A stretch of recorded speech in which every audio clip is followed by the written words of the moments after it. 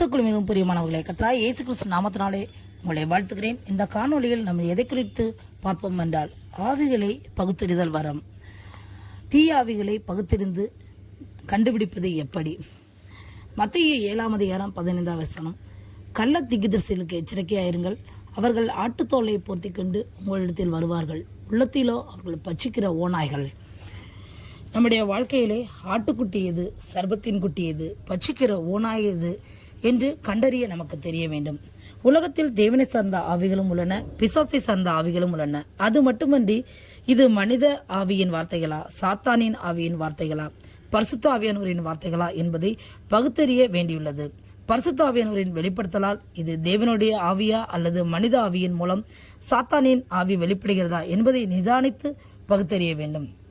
அதனால் இந்த வரத்தை குறித்து நீங்கள் தெளிவாக புரிந்து கொள்ள வேண்டும். ஒரு புரிதல் உங்களுக்கு நிச்சயமாய் வேண்டும். அது உங்களுடைய ஆவிக்குரிய வாழ்க்கைக்கு மிகவும் பிரோஜனமாக இருக்கும். இதை குறித்து நம் பிரதர் MD ஜெகன் அவர்கள் இந்த காணொலியில் பேசியிருக்கிறார்கள். பாருங்கள், கேளுங்கள். அது உங்களுடைய ஆவிக்குரிய வாழ்க்கைக்கு மிகவும் பிரோஜனமாக இருக்கும். நீங்கள் புரிந்து கொள்ள வேண்டும். இந்த மாதிரி ஆட்டுக்குட்டியின் தோலை போர்த்தி கொண்டு சில சர்ப்பங்கள் வரும். இப்போ பாருங்க, யோவான் ஸ்நானகனை பார்க்க எல்லாருமே வராங்க, ஞானஸ்நானம் எடுக்க வராங்க, நிறைய பேர் வராங்க. வரும்போது அத்தனை பேரையும் அவன் பார்த்துக்கிட்டே நிற்கிறான். எத்தனை பேர் எப்படி வரான் தெரியுமா? இவெல்லாம் சர்பத்தினுடைய சுபாவத்தோடு வரான். சரி, எடுத்து வச்சுப்போம், ஞானஸ்நானத்தை எடுத்து வச்சுப்போம். எதுக்கு இந்த மாதிரி பிரச்சனை வருதுங்கிறான், எதுக்கு இருந்தாலும் எடுத்து வச்சுப்போம், நாளைக்கு நல்லா ஆனாலும் சரி போன. இது விரியன் பாம்பு குட்டிகள். விரியன் பாம்பு குட்டின்னு அவன் தான் சொல்கிறான். அதே நேரத்தில் இயேசு கிறிஸ்து நடந்து வர்றார். இப்போ இயேசு கிறிஸ்து வரும்போது மாத்திரம் எப்படி அவனுக்கு உலகத்தின் பாவத்தை சுமந்து இருக்கிற தேவ ஆட்டுக்குட்டின்னு தெரியுது? இவ்வளோ பேரை பார்க்கும்போது சர்பத்தின் குட்டின்னு தெரிகிற அவனுக்கு அந்த இடத்துல ஒருத்தரை பார்க்கும்போது மட்டும் எப்படி அது ஆட்டுக்குட்டின்னு தெரியுது? இதுதான் ஆவிகளை பகுத்தறிது. அங்கே வர்றவங்களுக்கு இயேசுக்கு ஒன்றும் பெரிய வித்தியாசம்லாம் கிடையாது. இயேசு ஒன்றும் எல்லாரை விட டிஃப்ரெண்ட்டாக வான தூதர்கள் சேனையோடு கூட 24 மூப்பர்கள் வணக்கமாய் விழுந்து 4 ஜீவன்கள் அவரை போற்றி பாட அவர் நடந்து வந்தாரா? அப்படிலாம் கிடையாது. Very casual. அத்தனை பேர் எப்படி வந்தானோ அப்படி தான் இயேசு வந்தார். இன்னும் சொல்ல போனால் நிறைய அதிகாரிகள் வரும்போது ரொம்ப படடமாக வந்திருப்பாங்க. பரிசேயர் சதுசேயர் வரும்போது வேறு மாதிரி வந்திருப்பாங்க. இவர் ரொம்ப கேஷுவலாக ஒரு சாதாரணமான மனுஷனாக வராரு. ஆனால் அவரை பார்த்தோன்னே ஆவியில் சொல்கிறான், இதோ உலகத்தின் பாவத்தை சுமந்து இருக்கிற தேவாட்டுக்குட்டி. இதுதான் ஆவியை பகுத்தறிகிற வரம். இது இப்போ கடைசி காலத்தில் சபைகளில் அவசியம் தேவைப்படுகிறது. ஊழியக்காரர்களுக்கு கண்டிப்பாக தேவைப்படுகிறது. இந்த ஊழியக்காரர்கள் கண்டிப்பாக இந்த வரத்தை கர்த்தர்கிட்ட கேளுங்க. ஏன்? சபையில் வரக்கூடிய ஆத்மாவாக இருக்கட்டும், வரக்கூடிய காணிக்கையாக இருக்கட்டும், இதெல்லாம் கர்த்தர் உங்களுக்கு கொடுக்கறது. இதெல்லாம் ஆண்டவர் விலையேற பெற்றதாக உனக்கு தரார். ஆத்மா அவருடைய ரத்தத்தால் சம்பாதிக்கப்பட்டது, உங்களை நம்பி தராரு. நீங்கள் சில பாம்பு குட்டியை உள்ளே ஏற்றிடுறீங்க, அது கொண்டு போயிடுது. நீங்கள் என்ன சொல்கிறீங்க? அவன் எடுத்துகிட்டு போயிட்டான், அவன் நம்பி விட்ட. ஏன் விட்டீங்க? உங்களுக்கு தெரியணும் வந்திருக்கிறது பாம்பு குட்டின்னு சொல்லி நீங்கள் விட்டுட்டு அதுக்கப்புறம் ஆண்டவர்கிட்ட போய் முறையிடுறது வேற விஷயம். ஆனால் நீங்கள் ஏமாந்ததுக்கு பார்த்தீங்களா, விட்டுட்டீங்க பார்த்தீங்களா, அதுக்கு நீங்கள் கணக்கு கொடுக்கணுமே. எப்படி அந்த ஆட்டுக்குட்டியை நீங்கள் அந்த சர்பத்தின் கையில் கொடுத்துருப்பீங்க? அப்போ நீங்கள் ஒரு ஊழியக்காரனையோ அல்லது யாரையோ வீட்டுக்குள்ளே ஏற்றும் போது you must be very careful. அதையும் தாண்டி உங்களுக்கு ஆண்டவருக்கு ஆஃபரிங் கொடுக்குறாரு, பணம் கொடுக்குறாரு. அது சபையில் ஒவ்வொருத்தரும் கொண்டு கொடுக்க வைக்கிறார் ஆண்டவர். விசுவாசிகள் அல்ல, விசுவாசிகளை ஏவி கொடுக்க வைக்கிறது பரலோகம். அப்படி பரலோகம் உங்களுக்கு கொடுக்குற பணத்தை அசால்ட்டாக நீங்கள் செலவு செய்யுங்க, நீங்கள் சாப்பிடுங்க, உங்கள் பிள்ளைகளுக்கு வாங்கி கொடுங்க. அதுக்கு தான் ஆண்டவர் கொடுக்குறாரு, வேறு எதுக்கும் கொடுக்கவே இல்லை. ஊழியத்துக்கு செலவு பண்ணுங்க இல்லைன்னு சொல்லலை. ஏமாறுவதற்கு கர்த்தர் கொடுக்கவே இல்லை. உங்களுக்கு கர்த்தர் கொடுக்குற காணிக்கையை நீங்கள் ஏமாறுவீர்களானால் நீங்கள் தான் அதற்கு பொறுப்பாளி. ஏன்? உனக்குள்ள அந்த வரம் இருக்கணும். ஆண்டவர் உனக்கு கஷ்டப்பட்டு அந்த பணத்தை கொடுத்துருக்கிறாரு. யாரையோ ஒருத்தனை ஏவி தான் கொண்டு அந்த பணத்தை கொடுத்துருக்கிறாரு. செலவு பண்ணுறதுக்கு முன்னாடி உங்ககிட்ட செலவு பண்ணுங்க, திருப்பியும் சொல்கிறேன். ஆனால் யாருக்காவது இந்த மாதிரி ஒருத்தங்கிட்ட பணத்தை கொடுக்கும்போது, நான் இன்ஸ்ட்ருமெண்ட் வாங்க கொடுக்குறேன், இடம் வாங்க கொடுக்குறேன், சர்ச்சுக்கு தான் இடம் வாங்க கொடுக்குறோம், கொடுக்கும்போது ரொம்ப கேர்ஃபுல்லாக கொடுக்கணும். ஜெபம் பண்ணணும், இந்த ஆள்கிட்ட கொடுக்கலாமா, இந்த இடத்த வாங்கலாமா. அந்த இடத்த நீங்கள் வாங்குறதுக்கு முன்னாடி ஜெபம் பண்ணணும். அது பார்த்தா அப்புறம் பத்திரம் இல்லாத இடமாக இருக்கும். அப்புறம் இன்வெஸ்ட் பண்ண பிறகு அதுக்கு வேற ஒருத்தர் வருவான். அப்புறம் நீங்கள் என்ன சொல்லுவீங்க? நம்பி வாங்கினேங்க, அவங்க ஏமாற்றிட்டாங்க. ஏன்? உனக்குள்ள ஆவியை பக்கத்துலிக்கிற வரம் இல்லை. ஒரு பணத்தை இன்வெஸ்ட் பண்ணுறதுக்கு முன்னாடி யோசிக்கணும். ஏன்னா அதுவும் கஷ்டப்படுத்தா வருது. ஆத்மாவும் முக்கியம், உங்ககிட்ட கர்த்தர் கொடுத்துருக்கிற குடும்பம் முக்கியம், உங்ககிட்ட கொடுத்துருக்கிற பணம் முக்கியம். இது எல்லாத்தையும் பத்திரமா கொண்டு போய் கணக்கு ஒப்புவிக்க வேண்டிய பொறுப்பு உங்ககிட்ட இருக்குது. நாம் ரொம்ப கேர்ஃபுல்லாக ஹேண்டில் பண்ணணும். இன்றைக்கி நம்மளை சுற்றிலும் நிறைய சர்பத்தின் குட்டிகள், விரியன் பாம்பு குட்டிகள் அலைஞ்சிக்கிட்டு இருக்குது. 1-2 தான் ஆட்டுக்குட்டி இருக்குது. அந்த 1-2 ஆட்டுக்குட்டியோடு கூட ஐக்கியத்தை வச்சுக்கிட்டு இந்த சர்பத்தின் குட்டியெல்லாம் அப்பாலே போ சாத்தானேன்னு சொல்கிறதுக்கு நீங்கள் முதல்ல அதை எது பாம்பு குட்டி எது ஆட்டுக்குட்டின்னு தெரியறவர்களாக இருக்கணும். இது முதலாவதாக ஆவியை பகுத்தறியதுனால உங்களுக்கு கிடைக்கக்கூடிய பெனிஃபிட் ஊழியக்காரர்களுக்கு பர்டிகுலராக. ரெண்டாவது இன்னொரு சம்பவம் இருக்குது, வாசிக்கிறேன். மத்திய சுவிசேஷம் 7ஆம் அதிகாரம் 15வது வசனம். கள்ள தீர்க்கதரிசிகளுக்கு எச்சரிக்கையாயிருங்கள், அவர்கள் ஆட்டுத்தோலை போர்த்தி கொண்டு உங்களிடத்தில் வருவார்கள், உள்ளத்திலோ அவர்கள் பட்சிக்கிற ஓநாய்கள். இது 2வது சம்பவம், நல்லா கவனிச்சுக்கொள்ளும். இது யாரை குறிக்குது? கள்ள தீர்க்கதரிசிகள். ஆனால் இது குறிப்பாக யாருக்கு? பர்டிகுலராக போன விஷயம் பர்டிகுலராக ஊழியர்களுக்கு, இது பர்டிகுலராக விசுவாசிக்கு. அவங்க யார்? கள்ள தீர்க்கதரிசிகள். ஆனால் எப்படி இருப்பாங்க? அவங்க பார்க்கறதுக்கு ஆட்டுத்தோலை போர்த்தி கொண்டு வருவான். ஆட்டுத்தோல்னா என்ன? கிறிஸ்தவத்தை மேலே போத்திக்கிட்டு வருவான். ஊழியக்காரன் போர்வையில் வருவான். வந்து உனக்கு வந்துட்டு எதுக்காக வரான் அப்படின்னு கேட்டிங்கன்னா, அவன் உள்ளத்திலோ பட்சிக்கிற ஓநாய். பட்சிக்கிற ஓநாய்னா என்ன? ரத்தம் குடிக்கிறவன், உங்ககிட்ட இருக்கிறதெல்லாம் எடுக்க வரவன், உன்னை சாகடிக்க வரான், உன் ஆவிக்குரிய வாழ்க்கை செத்து போக வரான். இன்றைக்கி நிறைய விசுவாசிகள், குறிப்பாக நான் இப்படி சொல்கிறேன்னு தப்பாக எடுத்துக்கொள்ளாதீங்க, குறிப்பாக சபைக்கு தெரியாமல் ஊழியர்களை வீட்டில் ஏற்றுறவங்க, இவங்களை வந்து விசிட்டிங் பாஸ்டர்ஸ் நம்ம சொல்லலாம். வெளிநாட்டில் அப்படி ஒரு டேர்ம்ஸ் உண்டு, விசிட்டிங் பாஸ்டர்ஸ். இவங்க யாருன்னு பார்த்தீங்கன்னு சொன்னால், ஊழியர்களுக்கே தெரியாமல் வீட்டுக்கு போவாங்க, ஒவ்வொரு வீடாக போவாங்க, போய் அந்தந்த வீட்டில் போய் எதையாவது பட்சிக்கிறவங்க. இவங்களை நம்புகிற ஒரு கூட்டம் இருக்குது. இவங்க என்ன பண்ணுவாங்கன்னு கேட்டிங்கன்னா, 10 விஷயத்தை வரிசையாக சொல்லுவாங்க. 10 விஷயத்தை வரிசையாக சொல்லுவாங்க. இப்படி சொல்ல சொல்ல சொல்ல சொல்ல அந்த 10ல் 1-2 நடக்கும். நடக்க ஆரம்பிக்கும் பாருங்க.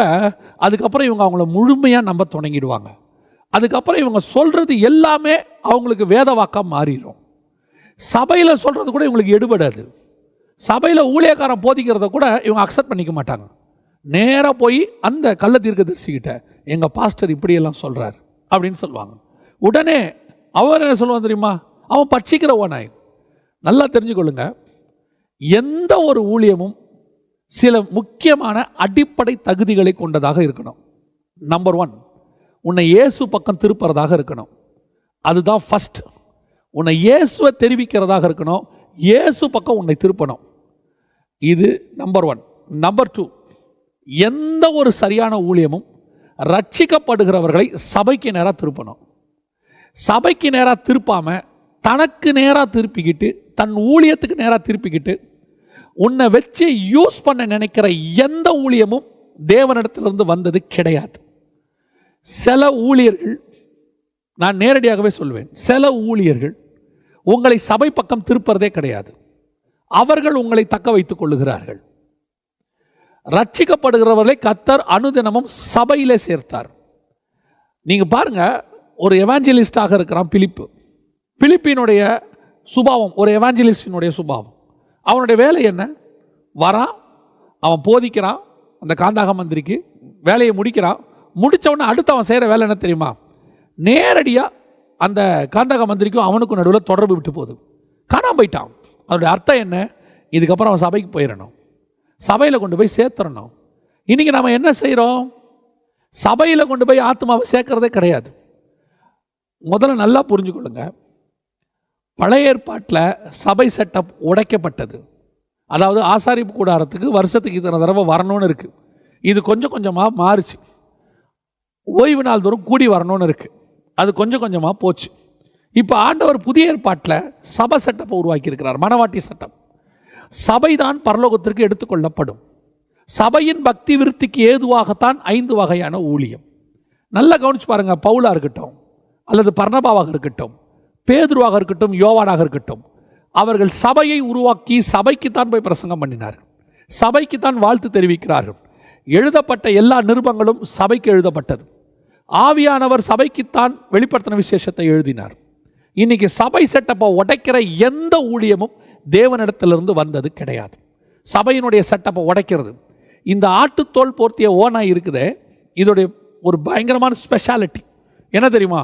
உங்களை சபையை விட்டு பிரிக்கும். சபையை விட்டு பிரிக்கிற எந்த ஊழியமும் தேவனிடத்திலிருந்து வந்ததே கிடையாது. அது பார்க்கறதுக்கு ஸ்பிரிச்சுவலாக இருக்கும். அல்லேலூயா, பிரைஸ் தி லார்ட். ப்ராஃபஸி கூட சொல்லும். ஏன்னா அதுக்கு பேரே கள்ள தீர்க்கதரிசி. அது சொல்கிறதுல 10ல் 2 நடக்கும், 8 நடக்கும். இவங்க 10ல் 8 நடந்தால் அவர் தீர்க்கதரிசி கிடையாது. 10ல் 10 நடக்கணும், அவர் தான் தீர்க்கதரிசி. இன்னைக்கு நீங்கள் அங்கே தான் மிஸ்டேக் பண்ணுறீங்க. குறி சொல்லுகிறவர்களுக்கும் தீர்க்கதரிசிகளுக்கும் என்ன வித்தியாசம்? குறி சொல்லுகிறவன் 10 சொல்லுவான், 2 நடக்கும், 3 நடக்கும், 4 நடக்கும், 9 நடக்கும். ஆனால் 1 நடக்காது. நடக்கவில்லை என்றால் அது கர்த்தரிடத்திலிருந்து வந்தது அல்ல. ஆனால் தீர்க்கதரிசி என்றால் கர்த்தரிடத்தில் வந்தவன் என்று சொன்னால், கர்த்தர் சொன்ன வார்த்தையாகிலும் வார்த்தையின் உறுப்பாகிலும் உறுப்பின் ஒரு எழுத்தாகிலும் ஒழிந்து போகாது. இன்னைக்கு கடைசி காலத்தில் இந்த மாதிரி ஆட்டுத்தோல் போர்த்திய ஓநாய்கள் உங்களை பட்சிக்க வருகிறார். இவங்க பண்ணுற முதல் வேலையே என்ன பண்ணுவாங்கன்னா, உங்களை சபையை விட்டு பிரிப்பாங்க. தங்கள் தக்க வைத்துக் கொள்வார்கள், தாங்கள் அவர்கள் தொடர்பிலே வைத்துக் கொள்வார்கள். அவங்களுடைய ஆவிக்குரிய வாழ்க்கைக்கு நான் தான் பொறுப்புன்ற மாதிரி உருவாக்கிடுவாங்க, மாயையை உருவாக்கிடுவாங்க. உங்களுக்கும் ஒரு ஸ்பெஷல் கேர் எடுக்கிற ஆள் வந்தார் நீங்கள் நினச்சிப்பீங்க. நீங்கள் அப்படி தான் நினச்சிப்பீங்க. நமக்கு எதாக இருந்தாலும் இவர் இருக்கிறார், இவருக்கு ஃபோன் பண்ணலாம், இவர் நமக்கு நல்ல கவனிங்க. ஒரு ஆலோசனைக்கு ஒரு ஊழியக்காரனை கேட்கறது தவறே கிடையாது. அதே வேளையில் அந்த சபையை தவிர்த்து உனக்கு கொடுக்கப்பட்ட மேய்ப்பனை விடுத்து நீ ஒரு டிபெண்டபிளாக ஒரு ஆர்கனைசேஷனையோ அல்லது ஒரு சுவிசேஷகரையோ அல்லது ஒரு தீர்க்கதரிசியோ நீ பிடித்து கொள்ளுகிறாய் என்றால் உன்னுடைய ஆவிக்குரிய வாழ்க்கை தப்பாக போயிட்டு இருக்குன்னு அர்த்தம். சபை கூடி வருவதில் தான் கர்த்தர் சொல்லியிருக்கு. நீங்கள் சபைக்கு போங்க, அங்கே உங்களுக்கு தேவையான தீர்க்கதரிசி சொல்லப்படும். சில நேரத்தில் சில ஆலோசனைகள் உங்களுக்கு தேவையா? ஒரு சிலர் உங்களுக்கு தெரிஞ்ச ஊழியங்க இருக்காங்க, கேட்டுக்கோங்க. அதில் எந்த தப்பும் கிடையாது. அது இயல்பு. நம்ம இப்படி ஒரு இருக்கே, எனக்கு சொல்லிக் கொடுங்க, ஓகே ரைட், ஒரு டவுட் இருக்குது, அது வேறு. இன்றைக்கி இப்படிப்பட்ட கள்ள தீர்க்கதரிசிகள், பட்சிக்கிற ஓநாய்கள், இவங்க உங்களை முதல்ல பிரிச்சுருவாங்க. ரெண்டாவது, இவங்க தேவனை விட்டு உங்களை பிரிப்பாங்க. ஆனால் உங்களுக்கு அது தெரியாது நீங்கள் தேவனை விட்டு பிரித்தாங்கன்னு. எப்படி சொல்கிறீங்க? சபையை விட்டு பிரிக்கும் போது சபையை விட இவங்க முக்கியன்ற மாதிரி உங்களை காட்டுவாங்க. நீங்கள் அதனால தான் சபையை விட இவங்களுக்கு இம்பார்ட்டன்ஸ் கொடுக்க தொடங்குவீங்க. அதுக்கு 2-3 தீர்க்க தரிசனம் உதவும். அடுத்து என்ன செய்வாங்க தெரியுமா? பைபிள் வார்த்தையை விட அவங்க வார்த்தைக்கு உங்களை இம்பார்ட்டன்ஸ் கொடுக்க வைப்பாங்க. நீங்கள் வேதத்தின் பக்கமே திருப்புறதை விட அவங்க சொல்லுவாங்க, நான் சொல்கிறேன் இன்னைக்கு இது நடக்கும், இப்படி செய்யும், இப்படி பண்ணும், அதில் சிலது நடக்கவும் செய்யும். இதுதான் தேவனை விட்டு திருப்புதல். வேத வசனத்தை விட்டு, ஜபத்தை விட்டு அவங்க பக்கம் திருப்புவாங்க. அவங்க ஜபத்துக்கு அவங்க கூப்பிடுவாங்க. நான் சொல்கிறேன் செய்யுங்க, நான் பண்ணுறேன், நான் சொல்கிறேன் உங்களுக்கு இது செய்யுங்க, கரெக்டாக நடக்குமா நடக்காதா பாருங்க. இல்லை, உங்களை தேவன் பக்கம் திருப்புறவன் தான் ஊழியக்காரன், தன் பக்கம் திருப்புறவன் ஊழியக்காரன் அல்ல. இங்கே தேவனுக்கு தான் வர்ஷிப், இங்கே ஊழியக்காரனுக்கு வர்ஷிப் கிடையாது, ஹீரோ வர்ஷிப் கிடையாது. அப்படி யார் சபையை விட்டு வெளியே திருப்பி தேவனை விட்டு தன் பக்கம் திருப்பி தான் இம்பார்ட்டன்ஸாக தன்னுக்கு இம்பார்ட்டன்ஸ் கொடுக்க வைக்கிறானோ அவன்தான் அந்த கள்ள தீர்க்கதரிசி, அவன்தான் அந்த ஓநாய். கடைசி காலத்தில் நமக்கு சின்ன வயசுலேயே ஸ்கூலில் ஒரு பாடம் சொல்லி கொடுத்துருப்பாங்க, உங்களுக்கு ஞாபகம் இருக்கும்னு நினைக்கிறேன். எல்லா மாடும் ஒன்றா மேய்ஞ்சிக்கிட்டு இருக்கோம். அதில் ஒரு சிங்கம் எல்லா மாடும் ஒன்றா இருக்கும்போது ஜெயிக்க முடியாதுன்னு தெரியும். அந்த சிங்கம் பண்ணுற ஃபஸ்ட்டு வேலை என்ன தெரியுமா? 4 மாடையும் பிரிக்கும், தனித்தனியாக பிரிச்சிடும். அதுக்கப்புறம் ஒவ்வொரு மாடாக அடிக்கும். இவ்வளோதான். இந்த கதை தான் இந்த பட்சிக்கிற ஓநாய். இது என்ன பண்ணும் தெரியுமா? நேராக வரும்போது இங்கே ஆட்டு மந்தை 100 இருக்குது, 100க்குள்ளே போனால் 100 ஆடும் சேர்ந்து ஓநாயை க்ளோஸ் பண்ணிடும். அதனால் ஓனாய் என்ன பண்ண தெரியுமா? ஒரு ஆடை அப்படியே தனியாக கூட்டிகிட்டு வரும். கூட்டிகிட்டு வரதுக்கு அது பண்ணுற வேலை என்ன தெரியுமா? ஆட்டுத்தொல்லை போர்த்திக்கும், அப்படியே வரும். சில ஆடுகளை மேய்த்தவர்களுக்கு தெரியும், மேய்ப்பவர்களுக்கு தெரியும். செம்மறி ஆடு பார்த்தீங்கன்னு சொன்னால் கும்பலாக மேயும், வெள்ளாடு பார்த்தீங்கன்னா தனியாக மேயும். இந்த வெள்ளாட்டை ஈஸியாக நீங்கள் கூட்டிகிட்டு போயிடலாம் தனியாக, ஏன்னா அது தனித்தனியாக தான் மேயும். ஆனால் ஒரு வெள்ளாட்டை வச்சுக்கிட்டு மொத்த செம்மறி ஆட்டை கூட்டு வந்துடும். காரணம், அந்த ஒரு ஆட்டுக்கு முன்னாடி எல்லா ஆடும் வரும், ஆனால் எல்லா வெள்ளாடும் ஒரு ஆட்டுக்கு பின்னாடி வராது. அப்போ என்ன செய்வாங்கன்னு பார்த்தீங்கன்னு சொன்னால், இந்த ஓனாய் என்ன பண்ணும்? அப்படியே தனியாக கூட்டிகிட்டு வரும். தனியாக கூட்டிகிட்டு வந்து சபையை விட அவங்க முக்கியன்ற மாதிரி உனக்கு காட்டும். அவங்க ரொம்ப வேத அறிவு உள்ளவங்க மாதிரி காட்டும். அவங்கக்கிட்ட நிறைய ஞானம் இருக்கிற மாதிரி காட்டி தனக்குன்னு ஒரு டேட்டா பேஸை உருவாக்கும். அதற்கு பிறகு என்ன செய்யும் தெரியுமா? உன்னை கடித்து கொதற தொடங்கும். அந்த கடித்து கொதறது தான் அது சொல்கிறத நீங்கள் செய்யணும். நான் சொல்கிறேன், இப்போ கர்த்தரை விட அதுக்கு நீங்கள் இம்பார்ட்டன்ஸ் கொடுக்க தொடங்குவீங்க. ஜபத்தை விட அவருக்கு இம்பார்ட்டன்ஸ் கொடுக்க தொடங்குவீங்க. ஒரு நாள் வரும், வீட்டில் ஏற்றின இவர் நம்மை பட்சிக்கிறாருங்கிற அறிவு ஒன்று உங்களுக்கு வரும். ஆனால் வருவதற்கு முன்பதாக நீங்கள் நிறைய காரியங்களை இழந்து போயிருப்பீர்கள். அப்படி வீட்டில் ஏற்றி தங்கள் ஆவிக்குரிய வாழ்க்கையும் பணத்தையும் அநேக காரியங்களையும் இழந்து போனவர்கள் அதிகம். அவங்க சொல்ல முடியாமல் இதில் அதிகமாக ஆண்களை விட பெண்கள் ஏமாற்றப்படுகிறார்கள். அதிகமாக தங்கள் வீடுகளிலே ஊழியர்களை கொண்டு வந்து தங்க வைத்து, கணவனுக்கு தெரியாமல் கொண்டு போய் காணிக்கையை கொடுத்து, கணவன் மனைவிக்கு தெரியாமல் கொண்டு போய் காணிக்கையை கொடுத்து, ஏன்னா இது 2 பேர்கிட்டையும் தனித்தனியாக பேசும். கணவன் மனைவியை பிரிச்சிரும், கணவனோட சேராதுன்னு சொல்லிடும். கர்த்தர் இணைத்ததை இது பிரிக்குது. ஆனால் இவங்களுக்கு அந்த அறிவே இருக்காது. ஆனால் ஸ்பிரிச்சுவாலிட்டியை யூஸ் பண்ணோம். உன் ஆவிக்குரிய வாழ்க்கையில் வளரணும்னா, உனக்கு வரம் கிரியை செய்யணும்னா, கர்த்தர் உன்னை ஊழியத்தில் பயன்படுத்தினா நீங்கள் 2 பேர் சேரக்கூடாது. நான் சொல்கிறதெல்லாம் இப்பொழுது நடந்து கொண்டிருக்கிற சம்பவத்தை தான் சொல்கிறேன். இது தீர்க்க தரிசனம்லாம் கிடையாது. இன்னைக்கு தமிழ்நாட்டுக்குள்ளே நடந்து கொண்டிருக்கிற சம்பவம், அநேக நாடுகளில் நடக்கிற சம்பவம். You must be very careful. இது பட்சிக்கிற ஓனாய் உன் வீட்டுக்குள்ளே இருந்து உன் வீட்டை க்ளோஸ் பண்ணிடும். நான் சகோதரிமார்களுக்கு சொல்கிறேன், உன் கணவனுக்கு தெரியாத ஆவிக்குரிய வாழ்க்கை, ஆவிக்குரிய ஊழியர்களோட தொடர்பு என்பது ஒன்று கிடையவே கிடையாது. எதாக இருந்தாலும் உன் கணவன்கிட்ட சொல்லிடுங்க. கணவர்களுக்கு சொல்கிறேன், உன் ஆவிக்குரிய வாழ்க்கை வெளிப்படையாக இருக்கட்டும், உன் மனைவிக்கு தெரியட்டும், உன் மனைவியோடு கூட சேர்ந்து இருக்கட்டும். எப்போ உனக்கு தெரியாமல் அவங்களுக்கு தெரியாமல் நீனு அந்த நடுவில் இருக்கிற ஓனாய்க்கு தெரிஞ்சிருச்சோ 2 பேரையும் பச்சித்துரும், 2 பேருடைய ரத்தத்தையும் குடிச்சிரும். இன்றைக்கி நிறைய பேருடைய ஆடுகள் இப்படித்தான் காணாமல் போச்சு. காணாமல் போய் பல காரியங்களை இழந்து போய் இன்றைக்கி ஆடுகள், இன்றைக்கி மேய்ப்பன் இல்லாத ஆடுகளாக மந்தைகள் சிதறி போய் கடைசியில் ஆண்டவரை விட்டே போயிட்டாங்க. எனக்கு இந்த மாதிரி ஊழியர்களை விட எனக்கு ஆண்டவரே வேணாங்க, எனக்கு இந்த கிறிஸ்தவமே வேணாங்க அப்படின்னு சொல்லிட்டு இடறதற்கு ஏதுவான கல்லாய் மாறிப்போன எத்தனையோ ஓநாய்கள் இருக்கிறது. அன்பு விசுவாசிகளுக்கு நான் சொல்லுகிறேன், நீங்கள் வசனத்தை நேசிக்கிறவர்கள் இருக்கிறபடினால சொல்லுகிறேன், சபையை விட்டு பிரிக்கிற எந்த ஊழியமும் ஊழியம் அல்ல. தேவனை விட்டு தன் பக்கம் திருப்புகிற எந்த ஊழியனும் ஊழியக்காரனும் ஊழியங்களும் ஊழியமும் அல்ல, அது ஊழியக்காரனும் அல்ல. உன்னை ஒரு இடத்துல ஆவிக்குரிய இடத்துல கொண்டு போய் சேர்த்து உங்கள் ஆவிக்குரிய வாழ்க்கைக்கு பிரயோஜனமாக இருக்கிற அதுதான் ஊழியம். ஒரு மெய்ப்பன் கையில் உன்னை ஒப்படைக்கணும். அவன் தான் தீர்க்கதரிசி, அவன் தான் எவாஞ்சலிஸ்ட். ஒரு மெய்ப்பன் கையில் ஒப்படைக்காமல் இந்த சபைக்கு போகணும்னு சொல்லாமல் தன் பக்கமே வச்சுக்கிட்டு நீங்கள் அங்கெல்லாம் போக வேண்டாம் நானே பார்த்துக்கிறேன்னு சொல்லி கடைசியில் அவனே பாஸ்டாக மாறிட்டான்னு வச்சுக்கோங்க, அது அதை விட மோசமான ஓனாய், அழைப்பில்லாத ஓனாய். அது அழைப்பில்லாத மெய்ப்பன் ஒரு நாள் உடைய நடுத்தருவில் விட்டுட்டு போயிடும். ரொம்ப கேர்ஃபுல்லாக இருந்து கொள்ளுங்கள். கடைசி காலத்தில் இப்படிப்பட்டவர்கள் எழும்பி இருக்கிறார்கள். அதனால தான் உங்களுக்கு எச்சரிப்பாக சொல்கிறேன், இவர்களை தெரிந்து கொள்வதற்கு உங்களுக்கு மிக முக்கியமாக இந்த பகுத்தறிகிற வரம் வேணும். அவனை கூப்பிடும் போதே தெரியணும், சபையை பிரிக்கிற மாதிரி சொல்கிறானா இவன் கண்டிப்பாக ஊழியனாக இருக்க முடியாது. ஒரு சபையில் பிரச்சனை இருக்குது, அந்த சபையில் இருக்க முடியல. எல்லா சபையிலையும் எல்லாராலும் ஒரு சிலருக்கு பிரச்சனை இருக்க தான் செய்யுது சபையில். அப்போ அவங்க என்ன சொல்கிறாங்க, இந்த சபையில் பிரச்சனை இருக்குது, உன்னை அடுத்த ஆவிக்குரிய சபையில் சேர்க்குறவன் தான் சரியான ஊழியக்காரன். அப்படியா, நீங்கள் ஒன்றும் கவலைப்படாதீங்க, உங்களுக்கு என்ன ஞாயிற்றுக்கிழமையான நாங்கள் பார்த்துக்குறோம், உங்களை நீங்கள் தொடர்பு கொள்ளுங்க அப்படின்னு தன் பக்கத்தை தக்க வச்சுக்கிறான் பாருங்க.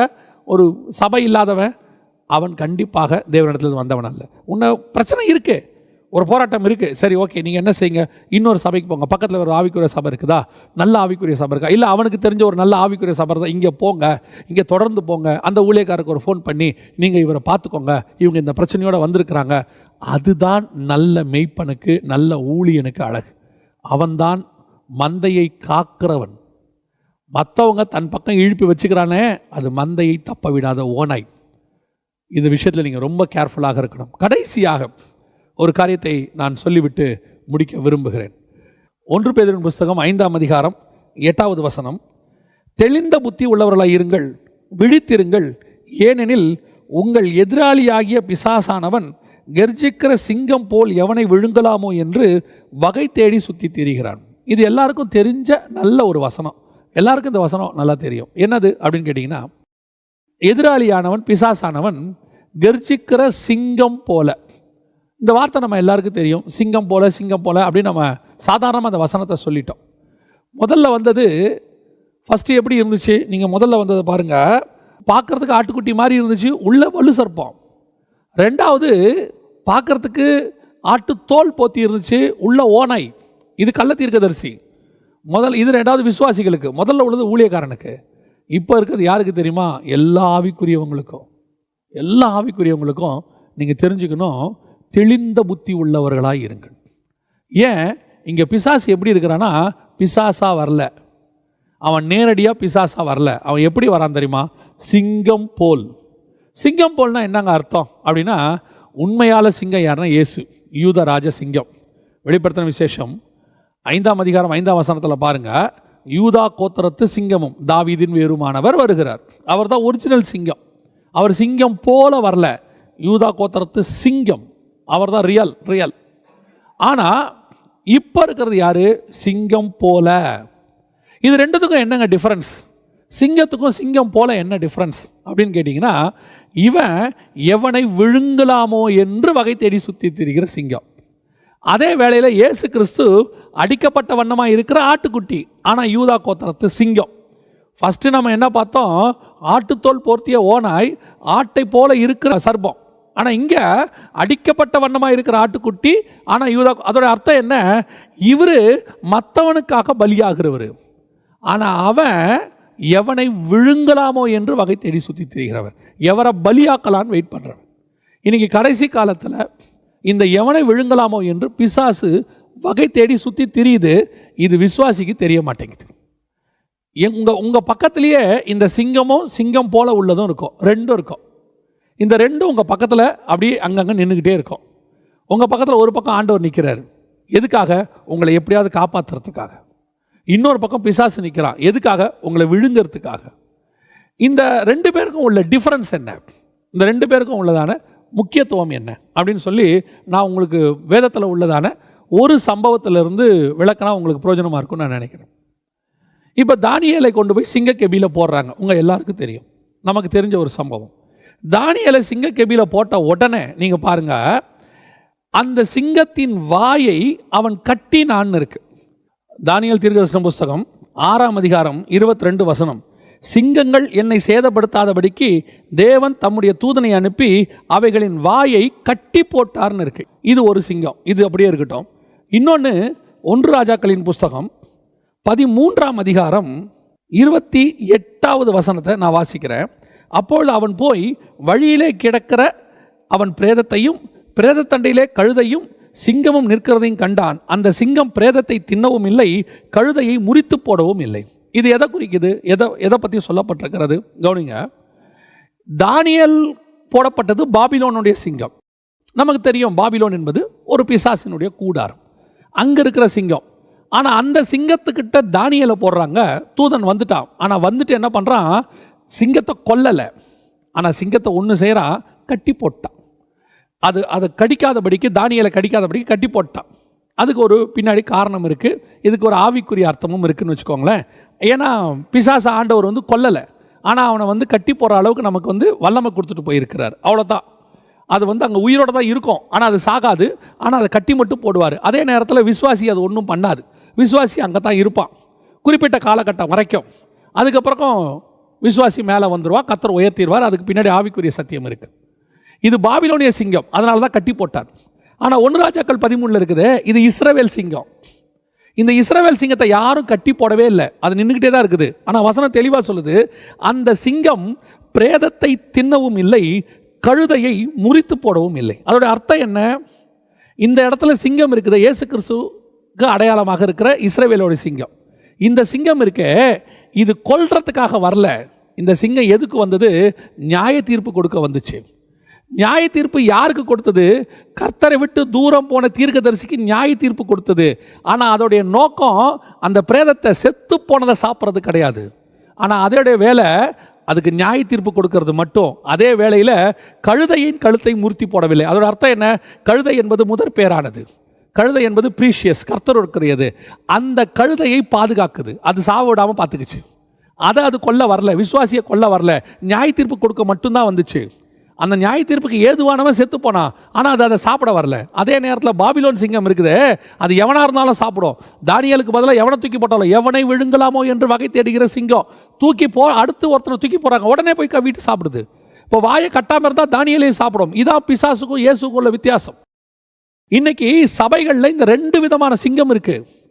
ஒன்று எல்லாரையும் பட்சித்து கடித்து கொதறுகிற சிங்கம், இன்னொன்று நியாய தீர்ப்புக்கென்று கடினமாய் பேசுகிற சிங்கம். இது கொல்லாது. இது எதுக்கு நிற்குது? அந்த கழுதையின் கழுத்தை முறிச்சு போடாது. இந்த 2 டிஃபரன்ஸ். நீ கர்த்தருடைய சிங்கமா, நீ யூதா கோத்திரத்து சிங்கத்தினுடைய பிள்ளை, சிங்கக்குட்டியான்னு உனக்கு தெரியணும். இல்லை பிசாசினுடைய ஆவிய உடையவனா? இன்னைக்கு சபைகளில், ஆவிக்குரிய வாழ்க்கையில், குடும்பத்தில் கூட இருக்கிறவனை கொல்ற அளவுக்கு பட்சித்து போடுற அளவுக்கு சில சிங்கம் இருக்கு, பிசாசினுடைய சிங்கம் இருக்கு. இது பண்ற வேலை எப்படி இருக்கும் தெரியுமா? அடுத்தவனை சாகடிக்கிறது. இது நான் சொல்றது கொல்றது இல்லை, பேச்சிலேயே சாவடிக்கும். அது கூட நிற்கவே முடியாது உங்களால். சில நேரத்தில் கர்த்தர் தானியேலை தூக்கி அது பக்கத்தில் போடுறார். ஆனால் ஒன்று செய்கிறார், வாயை மட்டும் கட்டி போடுறார். ஆனால் உண்மையான ஒரு ஊழியக்காரன் சபையில் பேசும்போது எல்லாரும் சாகணும்னு பேச மாட்டான், ஆனால் கடினமாக தான் பேசுவான். ஆனால் அந்த கடினத்துக்கு பின்னாடி ஒரு அன்பு இருக்கும். அந்த கழுதையின் கழுத்தை முறிச்சு போட்டக்கூடாது, அதுக்கு நியாய தீர்ப்பை பற்றி சொல்லணும், ஆனால் அதை பாதுகாக்கணும், அது உயிரோடு கொண்டு வரணும். இயேசு கிறிஸ்து பேசும்போதெல்லாம் பாருங்கள் கடினமாக தான் பேசுவார். அவர் கடினத்துக்கு பின்னாடி இருக்கிறதான அர்த்தம் என்ன தெரியுமா? அவங்கள கொல்லணும்னு கிடையாது, அவங்கள காப்பாற்றணும். எப்படியாவது அவனை காப்பாற்றணும், கடினமாக பேசியாவது அதை காப்பாற்றணும். ஆனால் சீஷர்களுடைய கடினம் எப்படி தெரியுமா? அவன் சொல்கிறான், வானத்திலேருந்து அக்கினியை இறக்குங்க. இயேசு சொல்கிறாரு, நான் வானத்திலேருந்து அக்கினியை இறக்க வந்தேன், நான் அதுக்கு தான் வந்தேன். ஆனால் இயேசு என்ன நினைக்கிறாரு? இந்த அக்கினி இறங்கி பட்சிக்கிறதுக்குள்ள ஒரு கூட்டத்தை காப்பாற்றிடலாமே. இதுதான் இயேசுடைய அந்த சிங்கத்துடைய சுபாவம். இந்த சிங்கத்துடைய சுபாவம் என்ன தெரியுமா? வானத்திலேருந்து அக்கினி இறங்கி பட்சித்து போடும். கர்த்தர் உன் வாயில வல்லமையை கொடுத்துருக்கிறார். எதுக்கு? ஆத்மாவை காப்பாற்றுறதுக்கு. உன் வாயிலிருந்து வர வார்த்தை அவனை கொல்லக்கூடாது, அவனை சாகடிக்கக்கூடாது. குறிப்பாக சொல்லுவேன், ஆண்டவர் அதிகமாக இடைபடுகிற மிக முக்கியமான விஷயம், உன் வாயிலிருந்து சாபமான வார்த்தைகள் ஒன்றும் புறப்படாது இருப்பதாக. அப்போஸ்தலனாகிய பேதுருவுக்கு பாருங்க, பேசிக்கிட்டே இருக்கும்போது அந்த கேட்குது, நீ அந்த கலிலேயன் கூட இருந்தவன் தானே, இயேசு கூட இருந்தவன் தானே, உன் பேச்சு காட்டுகிறது. அதே வேளையில் அவன் சபிக்க தொடங்கும் போது அந்த அம்மா போயிடுச்சு. காரணம், இந்த வார்த்தை இந்த சிங்கத்தின் வாயிலிருந்து வராது. இது ஆசீர்வதிக்கிற சிங்கம். இது கடினமாக தான் ஆனால் பேசும், முகதாட்சணியம் இல்லாமல் பேசும், கடினமாய் பேசும். ஆனால் கடினமாய் பேசினா கூட அதோடைய நோக்கம் என்ன தெரியுமா? அந்த ஆத்மாவை மீட்டெடுப்பது. சில நேரத்தில் சபைகளில் கடினமாக பேசும்போது நிறைய பேர் நினச்சிக்கிறாங்க, அவர் ஏன் இவ்வளோ கடினமாக பேசுகிறாரு? நோக்கம் என்ன தெரியுமா? சபை உடைய வேண்டும் என்பதல்ல, சபை சீர்பொருந்த வேண்டும் என்பதற்காக. சில ஊழியர்கள் சபையில் கடினமாய் நடந்து கொள்ளும் போது விசுவாசிகளுக்கு கொஞ்சம் கஷ்டமாக இருக்குது. ஆனால் நான் சொல்லுவேன், அந்த சபையில் நல்லா தரித்திருக்கிற விசுவாசிக்கு தெரியும், என் ஊழியன் என்னை கடிந்து கொள்ளுகிறான், குட்டுகிறான். காரணம், அவன் என்னை குட்டட்டும், அது என் தலைக்கு நல்லது, எனக்கு அபிஷேகம், அது என்னை காப்பாற்றும். பின்னாடி வரப்போகிற பிரச்சனையிலிருந்து என்னை காப்பாற்றுவதுக்கு தான் என் ஊழியக்காரன் என்கிட்ட கடினமாக நடந்துக்கிறான்னு தோணும். அதே வேளையில் சில ஊழியர்கள் பேசுகிற வார்த்தைகள் சாபமான வார்த்தைகள்.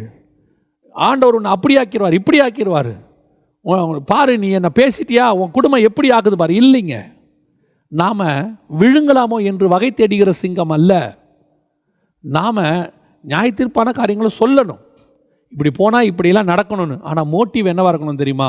அவனை காப்பாற்றுறதாக இருக்கட்டும். நினிவே ஜனங்களுக்கு அவ்வளோ கஷ்டப்பட்டு யோனாவை அனுப்பினாரு. எதுக்கு அனுப்பினாரு?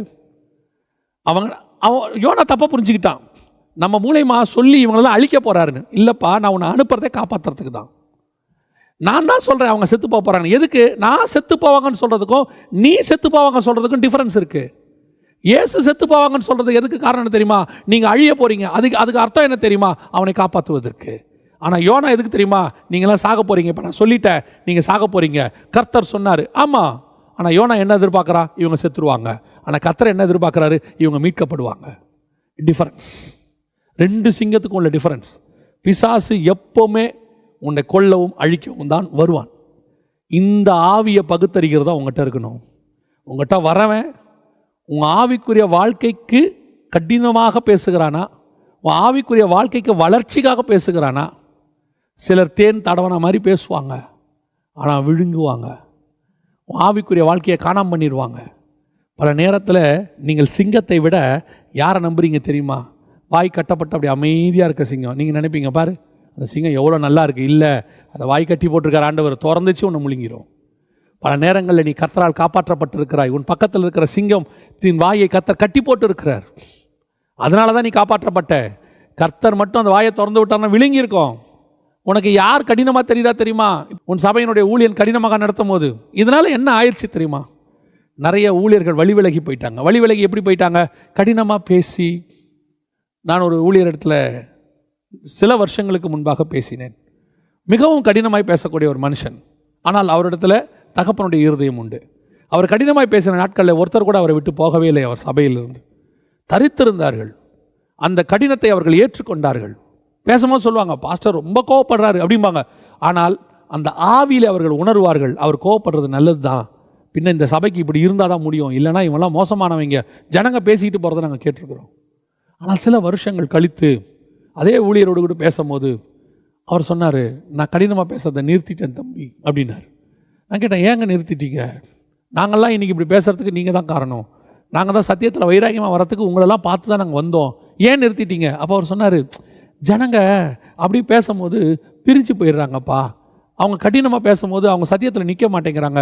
எதுக்கு? அப்போ அவருக்கு ஜனங்களுடைய ஆத்மாவை விட தன் சபையில் நிறைய ஜனங்கள் இருக்கணுங்கிற ஆசை வந்துருச்சு. ஆத்மா மேலே ஆசை இருக்கிறவன் க்ரௌடு மேலே ஆசைப்பட மாட்டான். 10 இருந்தாலும் 10 பரலோகத்துக்கு போங்கய்யா, என்கிட்ட 25 இருந்தாலும் 25 பரலோகத்துக்கு போகும். ஏன்? என்கிட்ட கொடுக்கப்பட்ட பொறுப்பு எத்தனை ஆத்மா உங்கள்கிட்ட இருக்குன்னு ஆண்டவர் கேட்கவே மாட்டார், எவ்வளோ பரலோகத்துக்கு கூட்டிகிட்டு வந்தேன்னு தான் கேட்பார். அப்போ நான் யாரு? நான் கடிப்பேன் ஆனால் காயப்படாது, நான் கடிந்து கொண்டு பேசுவேன், காயப்படாது, அது மீட்கப்படும். சில நேரங்களில் பூனை தன்னுடைய குட்டியை தூக்கிட்டு வரதை நீங்கள் பார்த்துருப்பீங்க, வாயில் கவ்விக்கிட்டு வரும், ஆனால் பூனை குட்டி கத்தவே கத்தாது தெரியுமா? பல்லில் தான் கடிச்சு தூக்கிட்டு வரும், ஆனால் கத்தாது. காரணம் என்ன தெரியுமா? அந்த பூனை கடிக்கிற அந்த அளவு அந்த பூனைக்கு தெரியும், இதுக்கு மேலே கடிச்சாதான் என் குட்டிக்கு வலிக்கும், ஆனால் நான் கடிக்கிறது அதை காப்பாற்றி இன்னொரு இடத்துக்கு தூக்கிட்டு போய்கிட்டு இருக்கிறேன், இந்த இடத்துல இருந்தால் இந்த குட்டியை எறும்போ வேறு ஏதோ கடிச்சு கொண்டுடும், அதுக்கு பதிலாக சேஃபான இடத்துக்கு தூக்கிட்டு போகிறேன். அப்போ நான் கடிச்சு தூக்கிட்டு போகிறது என் குட்டிக்கு தெரியும், தாய் என்னை காப்பாற்றுறதுக்கு கூட்டிகிட்டு போகிறா, அவள் என்னை கொல்ல கூட்டிகிட்டு போகல, எங்கள் அம்மா கடிக்கிற அந்த கடியிலே எனக்கு தெரியுது அவள் என்னை காப்பாற்ற கூட்டிகிட்டு போகிறான்னு சொல்லி. அதே நேரத்தில் ஒரு நாய் வந்து பூனையை கடிக்கும் போது அந்த பூனைக்கு தெரியும், இவன் என்னை கொல்ல பார்க்குறான், இந்த நாய் என்னை கொல்றதுக்காக தான் கடிக்க வந்திருக்குது. இப்போ என் தாய் கவுன கவுக்கும் நாய் கவுன கவுக்கும் டிஃப்ரென்ஸ் இருக்குது. அதுதான் உன் மெய்ப்பன் உன்னை கடிந்து கொள்வதற்கும் ஒரு சிலர் வந்து உன்னை கடிந்து கொள்வதற்கும் உள்ளதான வித்தியாசம். சிலர் சபையை தூர்த்து போடும்படி கடிந்து கொள்ளுகிறார்கள், சிலர் சபையை கட்டும்படி கடிந்து கொள்ளுகிறார்கள். 2 சிங்கமும் இருக்கு, ஒன்று சிங்கம், இன்னொன்று சிங்கம் போல. நிறைய பேர் அப்படி இருக்கிறாங்க. இந்த 2 பேரை புரிஞ்சிக்கிற அளவு உனக்கு இருக்கணும். அதுதான் ஆவியை பகுத்தறிகிற வரம். 2 பார்க்கறதுக்கு சிங்கம் மாதிரி தான் இருக்கும். பாருங்க, இப்போ இயேசு யூதா கோத்திரத்து சிங்கம் வராரு, ஆனால் அடிக்கப்பட்ட ஆட்டுக்குட்டி மாதிரி இருக்கிறாரு. ஆனால் அவன் வரான், எப்படி இருக்கிறான்? ஆட்டுக்குட்டி மாதிரி இருக்கிறான், உள்ள சர்ப்பம். இந்த பகுத்தறிகிற வரம் இருந்தால் மட்டும்தான் கடைசி காலத்தில் நீயும் சரி, உன் குடும்பமும் சரி, உன் சபையும் சரி பாதுகாக்கப்படுவீர்கள். இல்லை என்று சொன்னால் சிங்கம் உங்களை பட்சித்து போடும். உன் வீட்டுக்குள்ள பைபிளோட நுழையிற எல்லாருமே சிங்கம் அல்ல, சிங்கம் போல கொஞ்சம் பேர் இருப்பாங்க, நல்லா பேசுவாங்க, உனக்கு ஆறுதலாக இருக்கும், ஆனால் ஒரு நாள் உன்னை கடிக்கிறவர்களாய் மாறுவார்கள். ஆனால் ஒரு சிலர் உன் காணிக்கைக்காகவோ நீ கொடுக்கிறதான சில பரிசுகளுக்காகவோ பேச மாட்டாங்க. உள்ளது உள்ளது, இதுதான் சத்தியம், யார் பண்ணாலும் இதுதான் சத்தியம். பணக்காரனுக்கும் ஏழைக்கும் ஒரே சத்தியம்தான்.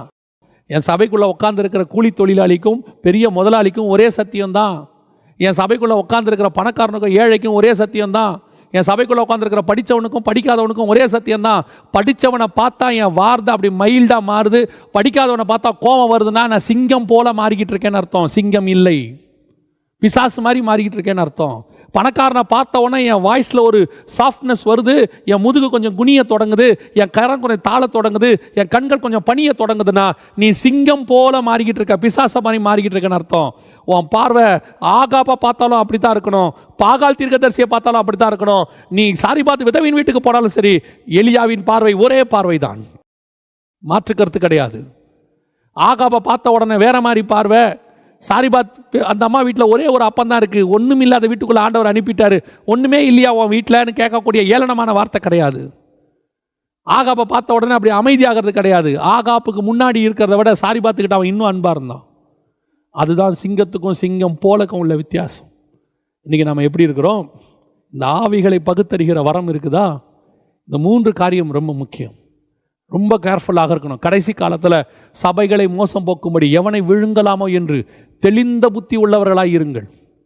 சபை கடைசி காலத்தில் எடுத்துக்கொள்ளப்படுகிற இடத்துக்கு வந்துருச்சு, ரொம்ப கிட்ட நெருங்கிருச்சு. இப்போ தான் சபைக்கு அதிக போராட்டம் இருக்கும், உங்களுக்கு தெரியும்னு நினைக்கிறேன். கடைசியாக மேட்ச் முடியும் போது பரபரப்பு அதிகமாக இருக்கும், யார் ஜெயிக்கணும்னு விட்டு கொடுக்காம போராடுவாங்க. கடைசி ரவுண்டு பாக்ஸிங் பார்த்தீங்கன்னா அனல் பறக்கும் பாருங்க. காரணம் அந்த ஒரு நிமிஷம் கூட ரொம்ப இம்பார்ட்டன்ட். பிசாசுக்கு தெரியும் கொஞ்ச காலமே இருக்குன்னு. அதை விட நமக்கு தெரியணும் கொஞ்ச காலமே இருக்கு. நமக்கு வாடாத ஜீவ கிரீடம் வந்துகிட்டு இருக்குது. நரகத்துக்கு போறவனே இவ்வளவு ஆக்டிவா வேலை பார்க்கும் போது நம்ம இன்னும் ஆக்டிவா வேலை பார்க்கணும். அவன் எவனை விழுங்கலாமான்னு பார்க்கறான். நாம எப்படி இருக்கும் தெரியுமா? சிங்கத்தின் வாயிலிருந்தும் கரடியின் வாயிலிருந்தும் ஒரு ஆட்டையாவது ஜீவனை கொடுத்து அதனை காப்பாற்றி கொண்டு போய் சேர்த்துருவேன். எங்க சிங்கம் வந்துகிட்டு இருக்குது, எங்க ஆண்டவர் வந்துகிட்டு இருக்கிறார். இந்த ஆவிகளை பகுத்தறிகிற வரம் கடைசி காலத்தில் சபைக்கு ரொம்ப அவசியம். இந்த காரியங்களை மனதில் வைத்துக் கொள்ளுங்க, தியானிங்க, வசனத்தை நல்லா தியானிங்க, தேவனை நம்புங்க, ஆவியில நிரம்புங்க, ஜபத்தில் தரித்திருங்க, ஊழியக்காரனை தேவைக்கு பயன்படுத்துங்க. அவ்வளோதான். ஊழியக்காரன் தேவன் அல்ல, ஊழியக்காரன் வசனத்துக்கு மாற்று அல்ல, ஊழியக்காரன் உங்களுக்கு உதவி செய்கிறவன். அவ்வளோதான். அந்த லெவலில் நிறுத்திடுங்க, அது உங்களுக்கு போதும். இதே போன்ற வேத விளக்கங்களை அறிந்து கொள்வதற்கு இந்த சேனலை தொடர்ந்து பாருங்கள், சப்ஸ்கிரைப் செய்து கொள்ளுங்கள். அது உங்களுடைய ஆவிக்குரிய வாழ்க்கைக்கு மிகவும் பிரயோஜனமாக இருக்கும். தேவன் தான் உங்களை ஆசீர்வதிப்பாராக. ஆமென்.